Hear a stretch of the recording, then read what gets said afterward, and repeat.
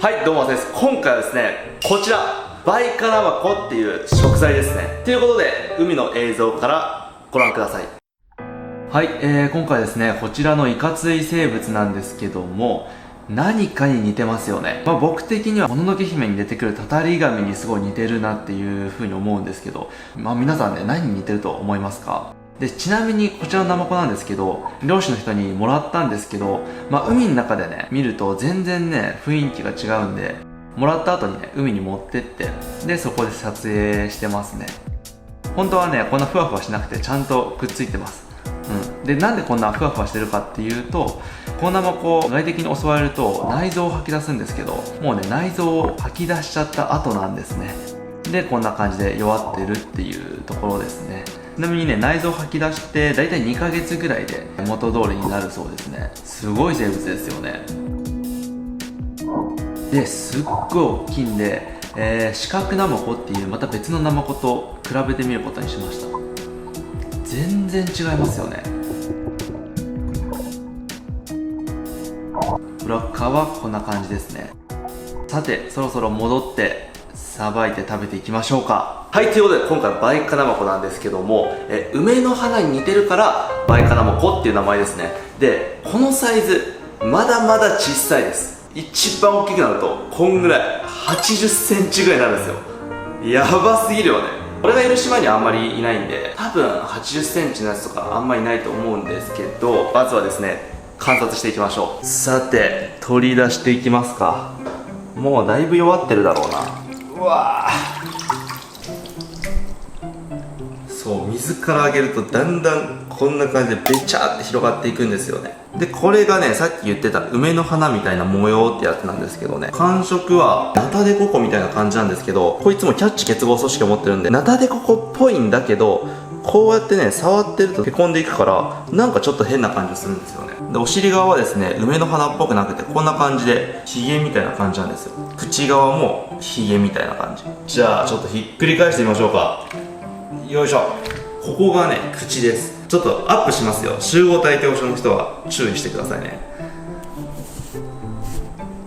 こんな感じのブツブツになってるやつ、これは管足って言ってナマコの足ですね。はい、ということで早速さばいていきましょうか。で、実際1回食べたことがあって、その時は刺身と茹でて食べてみたんですけど、今回はですね、唐揚げとアヒージョと、あとですね、中国ではこれ干物で食ってるらしいんで、干物にして戻して食べてみようかなと思っております。それではやっていきましょうか。そしたらこっち側、お腹側から包丁入れていきます。結構柔らかいんで、このナマコちょっと優しめに切っていきましょうね。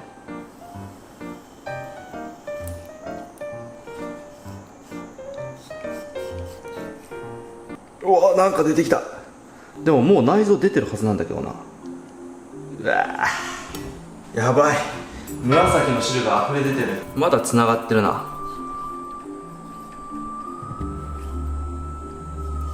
洗い流していきましょうね。なんか手が痒くなってきたぞ。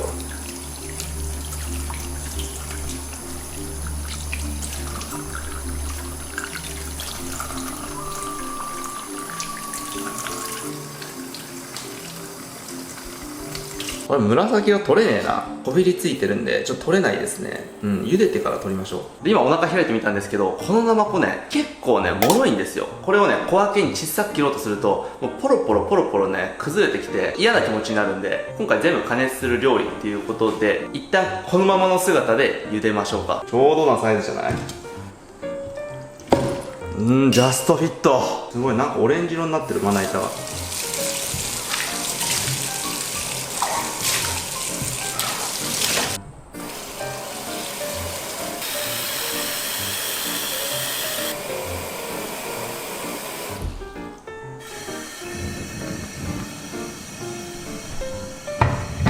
一応匂い消しにお酒を入れておきます。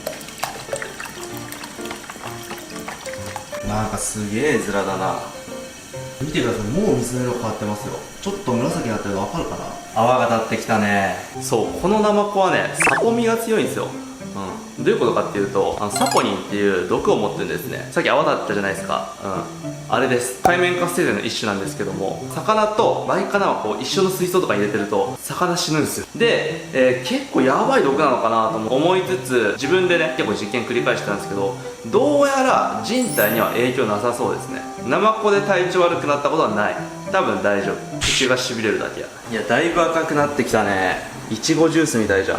なんかもうジャイアンでもこんな料理作らなそうだよね。でも美味しいからね、このナマコは。だいぶ色が出てきた。すごいね。マグマ料理だなこれ。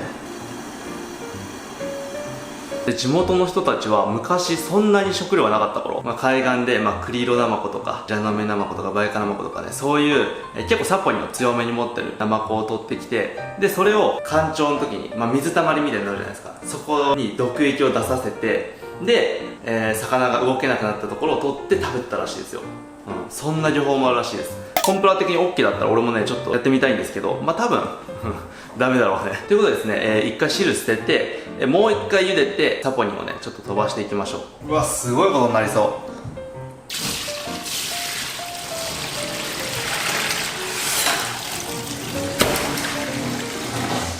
う。さあ、めっちゃちっちゃくなったね、バイカの模様が。めっちゃ重たい。2キロぐらいあるわ。ナマコにしては全然縮まないね。で、このままだとまだねなかなか渋いんで、もう一回茹でときましょうね。2回もねしっかりサポニンが溶け出してますね。熱っ熱っ、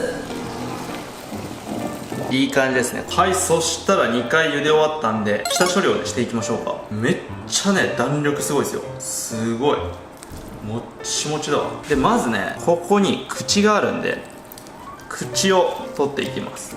これが口ですね。口を取ったらですね、この内臓の壁を取っていきます。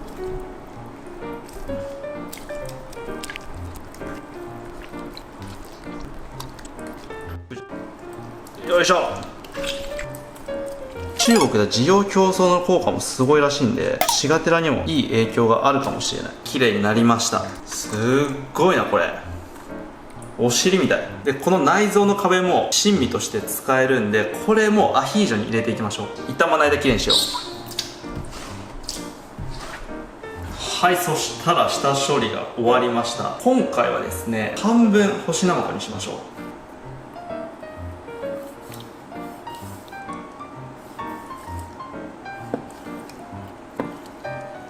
めっちゃゼリーみたいで、こっちをですねアヒージョ用と唐揚げ用にカットしていくんですけど、このイボイボあんま美味しくないんでちょっと取っていきますね。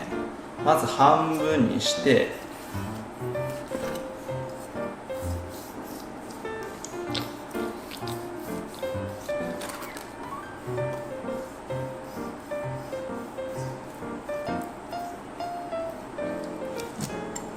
硬いんだよなこの表面は。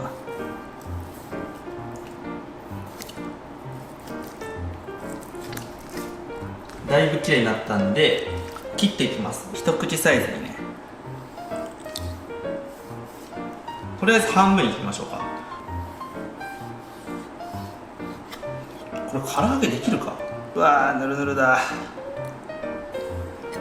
ちょっとパイナップルみたいじゃん。内壁も一口サイズに切っていきましょう。まず半分に切って、で一口サイズですね。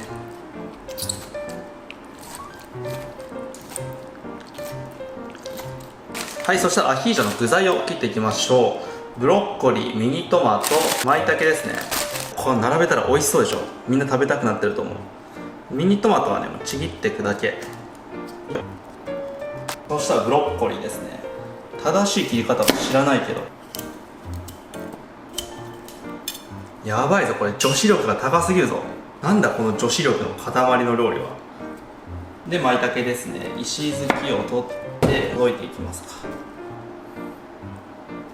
であとニンニクですね。よいしょ。2かけ使っていきましょう。めっちゃ剥きやすい。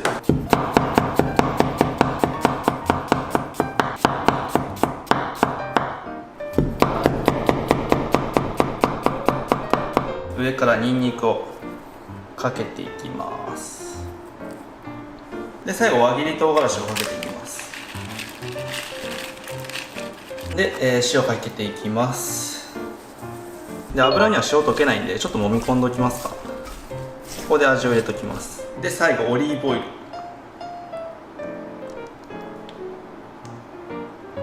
出汁出んのかね、このナマコは。サポリンしか出ない気がするんだけど。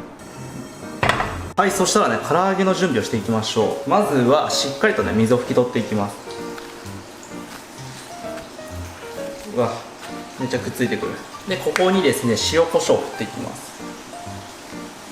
片栗粉をまぶしていきます。うわ、これは跳ねるぞ。振っていきます。じゃあ油をね、入れていきます。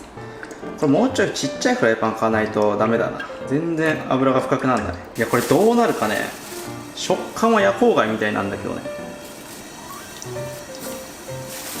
なんか気持ちちっちゃくなってる気がするんだけど、気のせい？絶対ちっちゃくなってるよこれ。水が抜けてんのかな。だいぶしぼんだな。面白。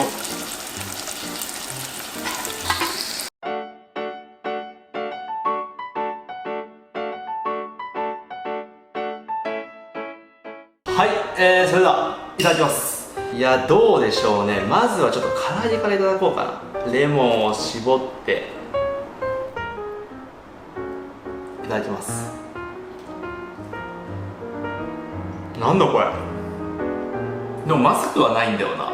なんかめちゃくちゃ表現が悪いと思うんですけど、端的に表現するとぬちゃぬちゃの海水を揚げたものって感じの味ですね。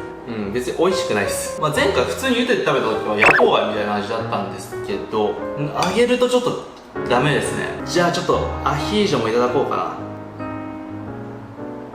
な。いただきます。なんか硬い夜光貝って感じですね。少し美味しいぐらい。特に旨味とかもないですね。じゃあこの内臓の内壁ね、食べてみましょう。いただきます。内壁は美味しい。ホタテのなんか一番外側にあるビラビラみたいなあんな食感で、風味はねない。俺は結構好きだなこれ。結構うまい。一つ言えることがあって、舞茸が一番うめえめちゃくちゃうめえぞ舞茸。何このキノコ、超うまいじゃん。ということでごちそうさまでした。今回ですね、結構揚げ物とかでね料理してみたんですけど、普通にね前回食べた感じの軽く茹でたり刺身で食べたりする方がなんか食感も良くて全然美味しいかなっていう風に思いましたね。今ね干物作ってるんですけど、水分が多すぎて全然乾かなくて、ちょっと自然乾燥が厳しいのかなみたいな感じがしてて、で今冷凍してるんですけど、乾燥機みたいなの買ってね、いつかまたね動画にしようかなと思っております。はい、ということで最後までご視聴いただきありがとうございます。それでは